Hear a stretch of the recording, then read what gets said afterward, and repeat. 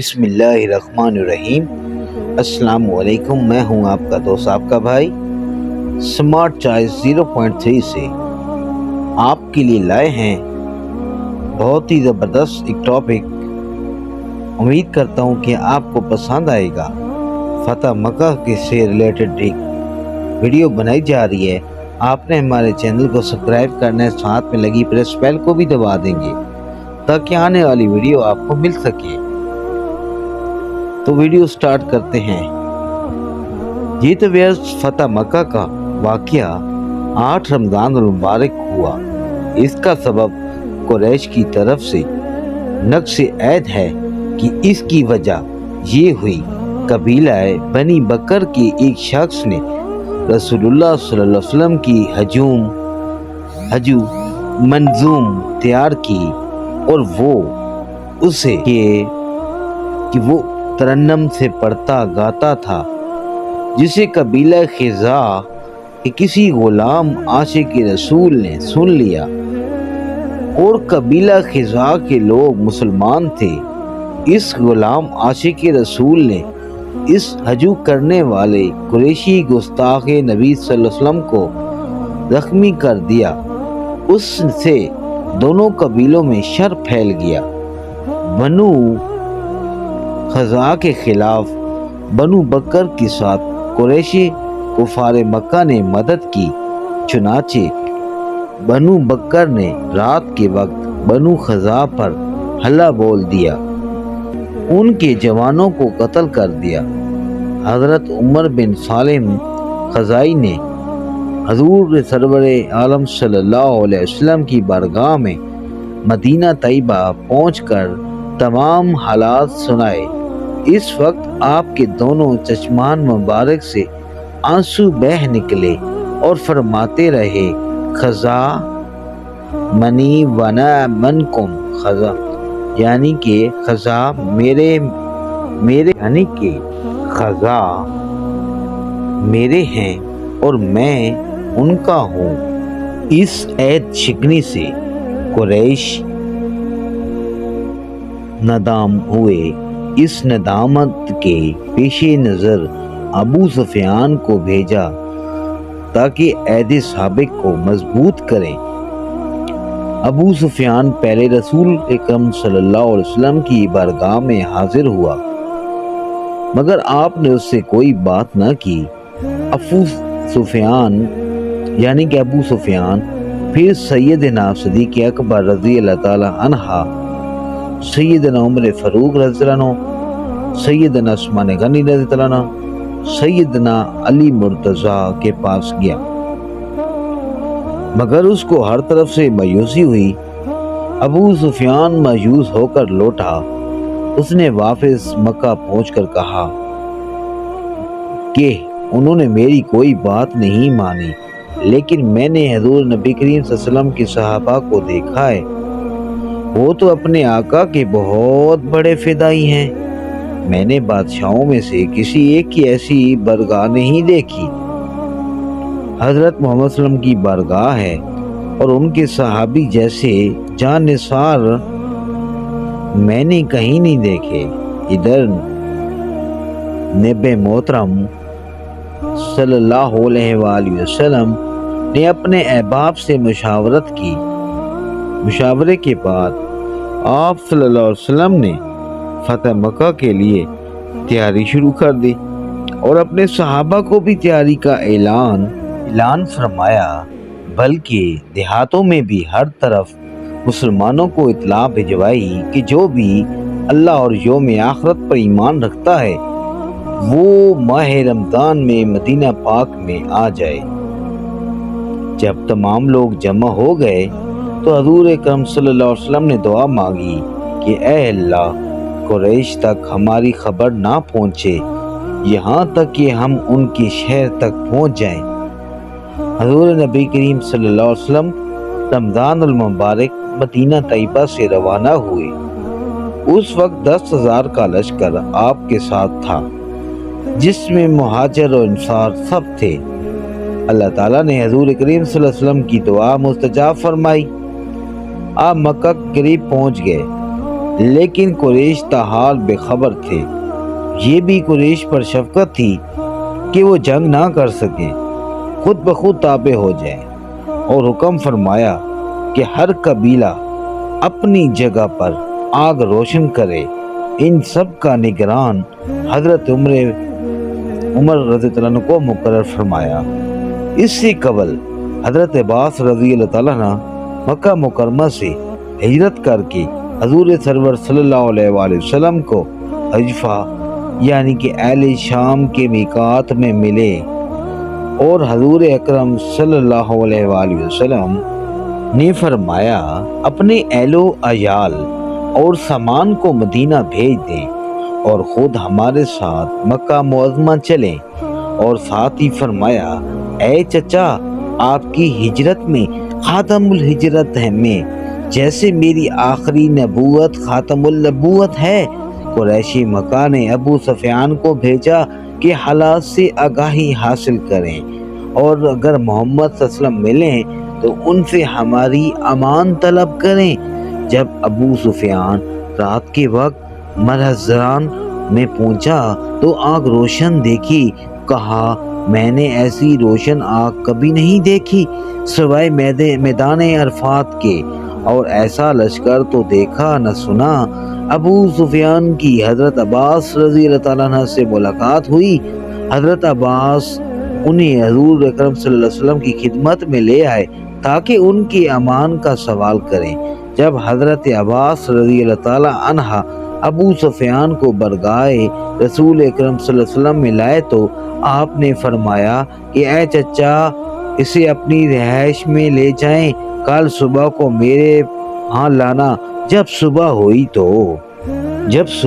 تو ابو سفیان کو حضرت عباس رضی اللہ تعالیٰ عنہ حضور سرور عالم کی خدمت میں لائے تو حضور علیہ السلام نے ابو سفیان کو اسلام پیش کیا۔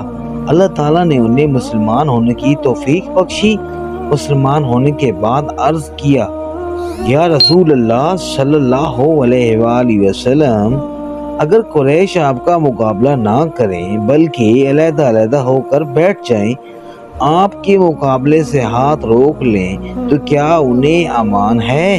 آپ صلی اللہ علیہ وسلم نے فرمایا جس نے ہمارے مقابلے سے ہاتھ روک لیا اور دروازہ بند کر کے بیٹھ گیا اسے امان ہے۔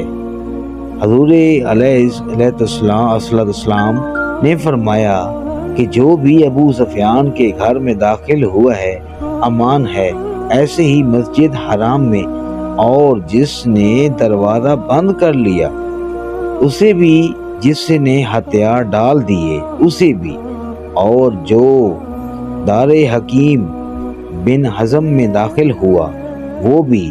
ابن حزم جاہلیت و اسلام میں اشراف قریش سے تھے، امان میں ہیں۔ حضور نبی کریم صلی اللہ علیہ وسلم نے ابو ذر، جس کا حضرت بلال رضی اللہ عنہ سے بھائی چارہ مقرر کیا گیا تھا، ان کو جھنڈے دے کر حضرت بلال کو فرمایا اعلان کر دو ابو ذر کے جھنڈے تلے آئے گا اسے بھی امان ہے۔ یہ توصیح اس لیے فرمائی کہ ایمان والوں کی بہتات تھی کہ اس وقت ابو سفیان کے گھر اور مسجد حرام وغیرہ میں جگہ نہ رہی تھی۔ یہاں پر اعلان فرما دیا گیا فلاں مرد اور عورتوں کو قتل کر دو اگرچہ وہ کعبہ پردوں سے بھی لٹکے ہوئے ہوں۔ ان میں ابن اختل وغیرہ تھے جن کو قتل کرنے کا حکم فرمایا، اور وہ نہایت درجہ کے سرکش اور حضور علیہ السلام کے سخت مخالف تھے۔ خلاصہ یہ کہ آج آپ نے ایمان والوں کو معاف کر دیا، اور جس نے کفر پر اصرار کیا اسے قیدی بنایا۔ حضور نبی پاک صلی اللہ علیہ وسلم نے حضرت عباس رضی اللہ عنہ کو فرمایا ابو سفیان رضی اللہ تعالیٰ عنہ کو ایک تنگ وادی کے سرے پر کھڑا کر دیجیے، یہاں تک اللہ کا نام اور لشکر گزر جائے۔ یہ اسلامی شوکت کا نظارہ دیکھیے۔ سب سے پہلے خالد بن ولید بھائی سلیم یعنی کہ جھنڈا لے کر گزرے۔ اس کے بعد قبیلے کے بعد قبیلہ ماہے یعنی کہ قبیلے کے ساتھ اپنے جھنڈوں کو گزرتے رہے، اور یہاں تک کہ حضور سرور عالم انصار و مہاجرین کے ساتھ تشریف لائے تو حضرت عمر رضی اللہ عنہ آگے سے کہتے جاتے تھے، ہٹ جاؤ، آپ کا جھنڈا حضرت سعد بن عبادہ کے ہاتھ میں تھا، پھر ان سے لے کر ان کے بیٹے حضرت قیس کو دیا گیا، اس لیے کہ وہ عرب میں بہت بار اب اور جنگی معاملات میں بہت بڑے صاحب رائے اور ہوشیار تھے۔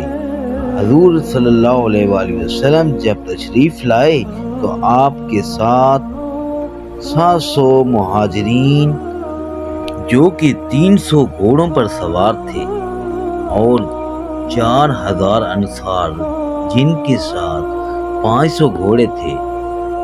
ابو سفیان نے کہا، ان کے ساتھ کون مقابلہ کر سکتا ہے اور نہ ہی کسی کو کوئی طاقت ہے۔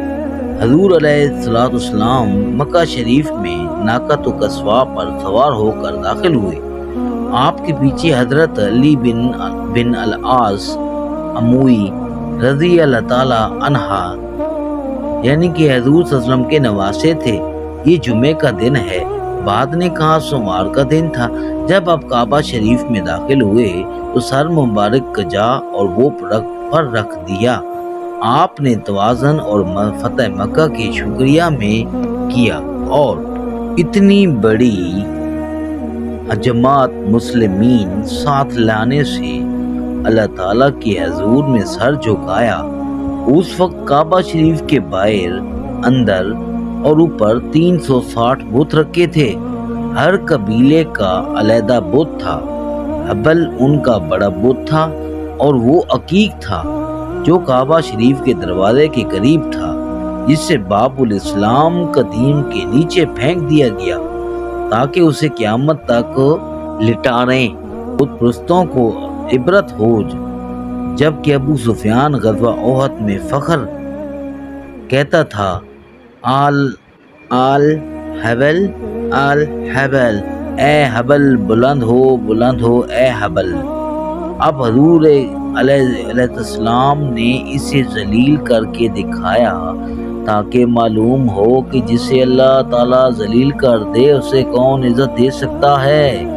پھر آپ لکڑی ہر بت پر مارتے تھے، منہ کے بل گرتا تھا۔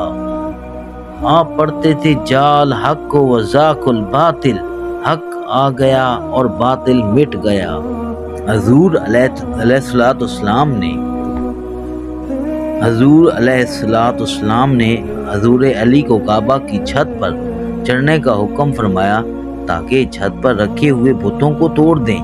اس کے بعد حضور سرور عالم کعبہ کے اندر داخل ہونے سے پہلے آپ نے حضرت بلال رضی اللہ عنہ کو عثمان بن ابی طلحہ کی طرف بھیجا تاکہ اس سے کعبہ کی چابی لے آئیں۔ دروازے کھلنے پر آپ نے اندر داخل ہو کر دو گانا پڑھا اور آپ نے کعبہ کے اندر ہر کونے میں دعا فرمائی۔ کعبے کے اندر بہت سے فوٹوز رکھے تھے۔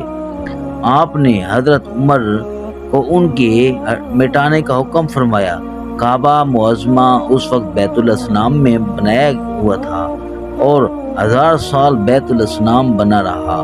حضور سرور عالم نے کعبہ کی تطہیر فرمائی اور اب وہ 1000 سال سے اہل اسلام کی سجدہ گاہ ہے۔ کعبہ 1000 سال سے دعا مانگ رہا تھا، لوگ اس میں شرک کر رہے ہیں۔ اللہ تعالیٰ نے اس سے تطہیر کا وعدہ فرمایا اور بتوں سے اسے پاک کر دیا، اور آج مسلمان الحمدللہ جاتے ہیں اور خانہ کعبہ کا طواف کرتے ہیں۔ اللہ تعالیٰ ہم سب کو مدینہ پاک کی حاضری اور اپنے گھر کی حاضری نصیب فرمائے۔ اپنی دعاؤں میں یاد رکھیے گا۔ آپ نے ہمیں اپنے کمنٹ سے بتانا ہے کہ آپ کو یہ ویڈیو کیسی لگی۔ اگلی ویڈیو تک مجھے اجازت دیجیے، اپنی دعاؤں میں یاد رکھیے گا۔ اللہ حافظ، فی امان اللہ۔